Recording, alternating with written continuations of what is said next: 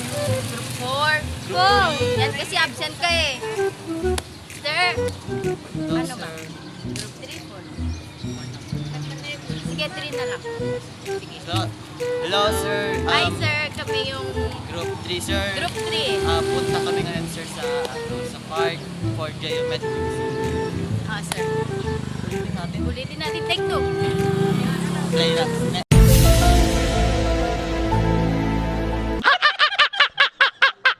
Then, ano na? 4. Ano na, yung ano na talaga. Bang! Bang! Hello guys!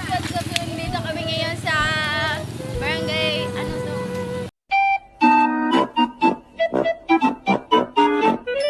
Barangay Sentro.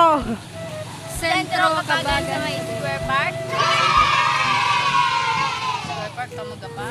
Para Kabagan Square Park. Square Park na lang, itutok-tutore. Wag na. A few moments later.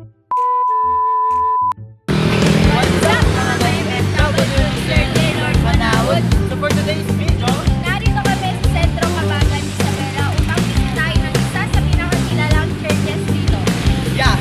Pero bago mo na yan, atin mo na lang kilala rin ang aming mga kagrupo.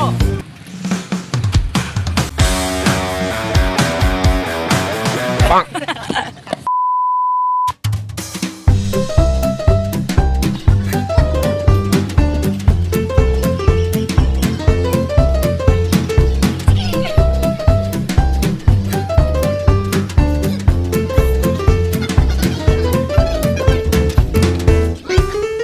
Bang!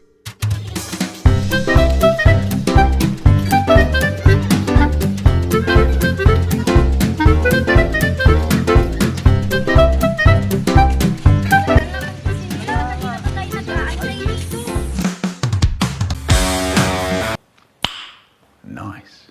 Bang!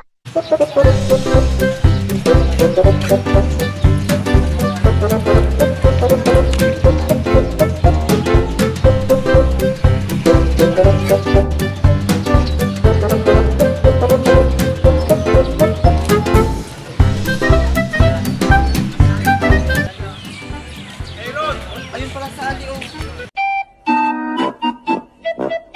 Ano ba yan? Kanina pa ako naghihintay dito eh.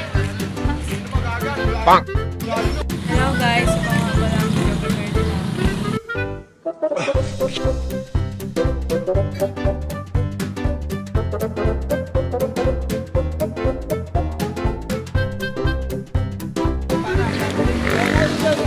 Hello, guys. Bang!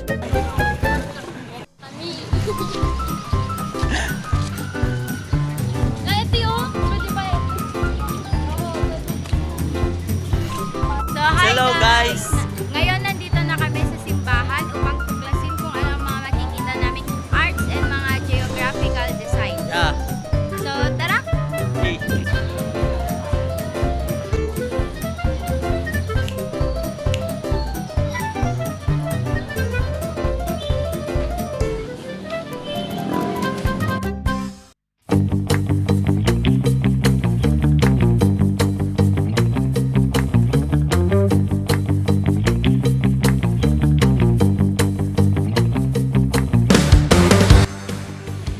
Guys, halika dito, tignan nyo to.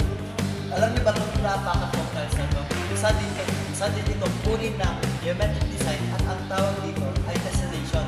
Ang tessellation ay mga arrange na square shape kung saan kinocover up niya ang surface without gap and also overlaps. Ito naman ay isang vertical parallel design, isang geometric pattern na binubuo ng mga pantay-pantay na mga linya na patayo ang direksyon. Makikita din natin sa kisame ang isang uri ng geometric pattern na kung saan meron itong nauulit na pattern ang nakikita natin na may parang ulit bulag-bulag. Alam niyo din ba na ang bricks na ito ay tinatawag na rectangular geometric pattern na ang bawat rectangle ay naka-arrange ng paulit-ulit na may hugis horizontal pattern. Alam niyo rin ba guys na ang bintana ito ay isang uri ng geometric pattern na tinatawag na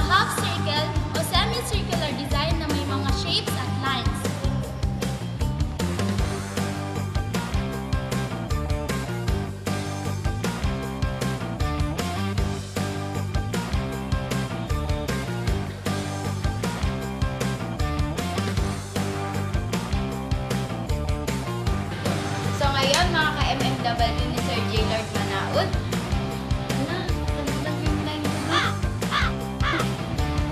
Tapos na namin ipakita ang loob at labas ng St. Paul Apostle Church at Square Park, Cabagan, Isabela.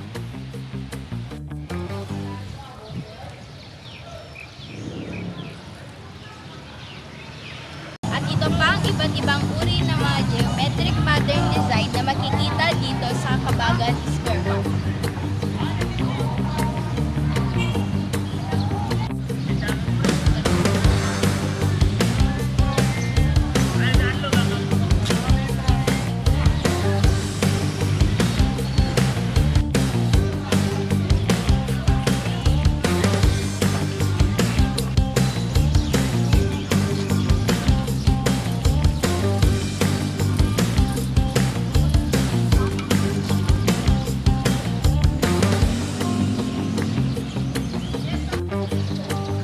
At nang dahil sa angking ganda at naiibang design ng mga pasyalang ito, ay nagsisilbi na itong atraksyon sa mga tao, maging lokal man o turista. At dahil dito, maraming nabubuo na masasayang alaala at hindi malilimutang pangyayari, kung kaya't naging parte na ito ng kultura ng mga Cabagueños na nagpapakita ng kanilang pagiging hospitable at masiyahin. What's up mga ka-FMW? Ulit nga!